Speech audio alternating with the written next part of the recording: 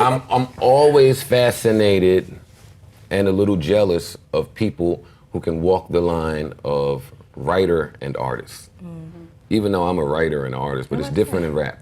Okay. It's different in rap. Normally when we write it, we want to perform it. You have to do that. In R&B, it's a little different. Your pen is amazing. Your pen is amazing. And with all that I've read from you, and now even meeting you for this 10 minutes,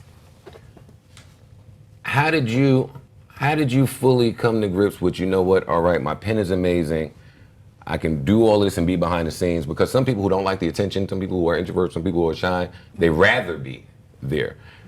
You come off that way, but I don't know you, but now you're in artist mode and you're thriving.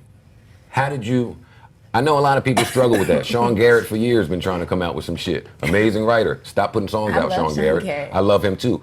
But people didn't seem to want to hear his music from him. Oh. Sorry. That's just something that writers and artists. I don't know enough about that. I know, I'm saying it. So for you, I'm not putting this heat on you. I'm taking all the heat. I'm just saying, I don't want to say, I love Sean Garrett, but I understand what you mean. Like, I understand, like, where I guess it's hard. I don't consider myself, I don't separate the two.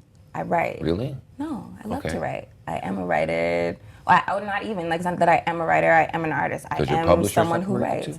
I just got one, so it's like, thank you. Congrats. But I just Congrats. Thank you. But I just, when I separate the two, I can't do my job. So it's like if I'm writing for someone else and I'm like, what would you say? Like, or if I'm writing for you and I'm like, damn, what would you think about, like, based on what I know of you? I don't think that would be authentic because I don't know you. I could only write from my most honest point of view, see if you connect to it. I could talk to you, then write about how what you said makes me feel, like if I were you, like if I were me after listening to you. Yeah. Wow. So you're not one of those people who thinks of someone else and be like, let me kind of I do, but it doesn't sound good. It doesn't sound good. When you try to, because it's impossible. You cannot, I think the best music has integrity, and when you try to, you cannot have integrity for someone else. So it's like, how you gonna write someone else's truth? So if you're writing for yourself, right, or you're writing for someone else, you write from an authentic place, and if they connect with it, fine.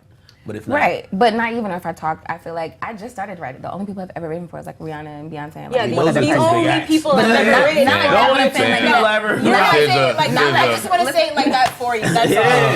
Not for you. But in terms of, I don't have any experience sitting with people like and building songs and like building a story and building, you know what I mean? Like even when I went in there, I was just like, what would Beyonce say? But those are two huge artists. But like, every woman on earth says that. What would Beyonce say? What would Beyonce? Yo, your girl and her Beyonce moments are just like, sorry. SZA, amazing. Every weekend, this woman wakes up and puts on a show. You're blessed. And you do a good job filming it, by the way. I mean, you hit good angles. It's amazing. Like, no, it's amazing. You guys need a television show. It's amazing. We're trying to work on it. So at first, when I would So at first, when I would stalk my significant other's Instagram, right? Because you got to do that as a boyfriend. And I would see like SZA liking her pics, Rihanna liking her pics. I felt a little way. She's kind of all the people that I'm fans of. And I ran her and I said, oh my God, SZA. Oh yeah, me and SZA. I'm not really? Really? That's what you're giving me? You and SZA? A little bit. I literally told your girlfriend I missed her the other day. I don't even know her. I was like, I don't know you and I miss you. You're so She's fun. Like that. She's so about women empowerment and all of this eclectic shit that you on. Your next album, of course you're not even thinking about it. Well, I'm finishing this album in my brain, so in order to finish it, I'm probably gonna have to like put out something else that's like a continuation of things that are like almost finished from the album. If I can bag that into existence via my label, but we'll see. Other than that, I know exactly what I want for the next album. Because I think for this album, it was like me learning what is an album, who am I, what is my style, or how do I even process expound, please expound there, because I think it's a point that is not made often enough, that, you know, people get record deal. When I got my record deal, I didn't know how to make an album.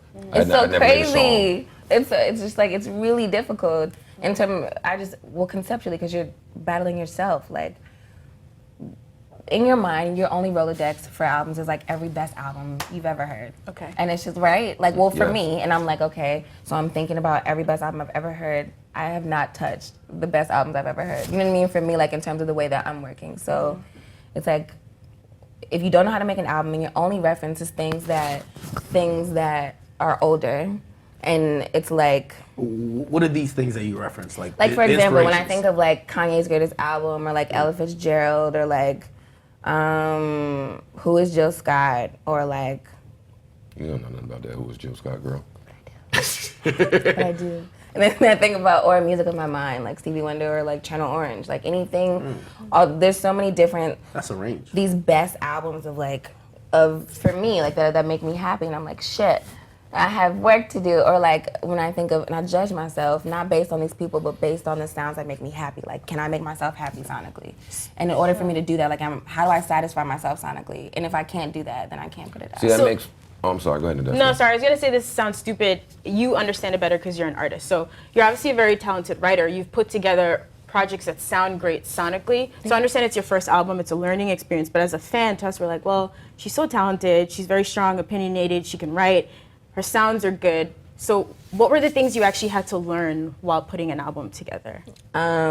Like The sequencing, sounds just and literally writing. how it sounds. It's everything. Learning how to write, like writing with like, it's different. I feel like there's mad stages to writing. I feel like you write from Structurally, or because you're like a poet, right? Right. So it's like it's like writing in free form, and you're like, that's one thing. Or you're like stream of consciousness writing, and like almost journaling or whatever. That's one thing. And then it's like, you could do poems and like haikus and whatever, like alliterations, whatever you want to. But then when you get into like songs and like how that connects, and then you're mixing something different. You're mixing something that's natural, fluid, with like your body's like like the way that your body's processing the sound mixed with like structure, and like how does this connect? How can I take this feeling and magnify it using structure? So it's like, and communicate this feeling more clearly. And then that becomes a task, because it's like, how do I do that without being corny?